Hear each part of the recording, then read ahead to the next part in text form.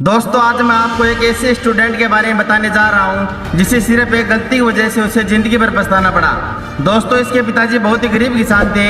ये दिन रात एक करके खेतों में काम करके अपने घर को चलाया करते थे। लेकिन दोस्तों ये अपने बेटे को पढ़ा लिखा कर एक सरकारी नौकरी दिलाने का सपना पाल रहे थे। इसलिए उन्होंने अपने बेटे की 12वीं कंप्लीट होने के बाद उसे पटना में कंपटीशन की तैयारी के लिए भेज दिया और कंपटीशन के साथ साथ ही उसका BA में एडमिशन भी करवा दिया। दोस्तों ये लड़का अपने कैरियर को लेकर बहुत ही सीरियस था, लेकिन कुछ दिन तैयारी करने के बाद इसे पटना की हवा लग जाती है और वह लाल किले के चक्कर में फंस जाता है और टाइम वेस्ट करने लगता है। दोस्तों अब तो आप समझ गए होंगे कि मैं क्या कहना चाह रहा हूँ। दरअसल ये लड़का प्यार के चक्कर में आ गया था और दोस्तों मैं क्या बताऊँ, इसके बाद इसकी पढ़ाई के प्रति जो सीरियसनेस थी वो लेजीनेस में बदल गई।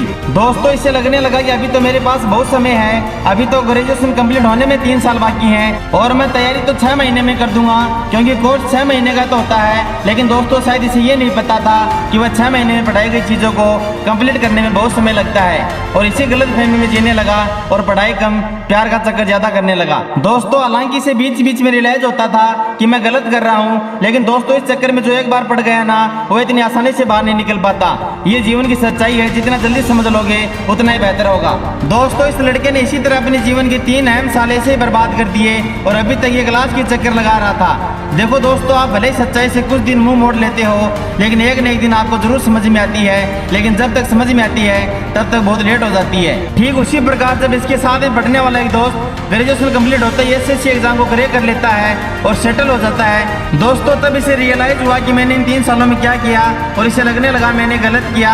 पिताजी की मेहनत को पानी में फेर दिया, कैसे कैसे करके दिन रात मजदूरी करके पैसे बेचते होंगे मैंने ये सब चुटकियों में बर्बाद कर दिया। दोस्तों इस लड़के को अब सब कुछ दिखने लगा था, लेकिन तब तक बहुत लेट हो चुकी थी और दोस्तों इसी समय घर से कॉल आता है कि बेटा माँ की आंखों का ऑपरेशन कराना है, लेकिन पैसे नहीं है क्योंकि सारा पैसा तो तेरी पढ़ाई में लगा दिया, बेटा तुम्हारा सिलेक्शन कब हो रहा है। तो दोस्तों ये लड़का कुछ नहीं बोल पाया क्योंकि इस लड़के ने 3 साल में पढ़ाई के अलावा सब कुछ किया था, सिर्फ पढ़ाई नहीं की। दोस्तों इतनी बात सुनकर लड़का फोन पे सिर्फ रोता ही रह गया और फिर बोला कि पिताजी अभी तक मैंने कोई एग्जाम नहीं निकाला, दरअसल मैं गलत रास्ते पे चला गया था, मैं भूल गया था मैं यहाँ क्या करने आया हूँ, मुझे माफ कर दीजिए पिताजी। दोस्तों इतनी बात सुनकर इनके पिताजी शॉक्ड हो गए और सोचने लगे मैं क्या सोच रहा था और क्या पाया।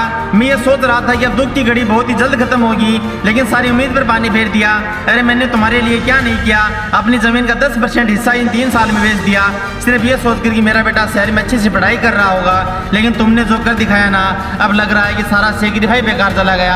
अरे बेटा सोचो उस माँ पर क्या बीतेगी जो अपनी आंखों का ऑपरेशन नहीं करा रही थी, सिर्फ ये सोचकर कि एक बार मेरा बेटा सेट हो जाए तो बाद में ऑपरेशन करा लूंगी। दोस्तों अब इस लड़के के पास रोने के सिवा और कुछ नहीं बचा था और मजबूरन उसे प्राइवेट जॉब में एक छोटी सी नौकरी करनी पड़ी और जो सपने इसके माँ बाप ने देखे थे केवल सपने रह गए। तो दोस्तों अगर आप भी ऐसी गलती कर रहे हो, आप भी पढ़ाई को प्रायोरिटी नहीं दे रहे हो, तो शायद आपका भी एक दिन यही हाल होगा।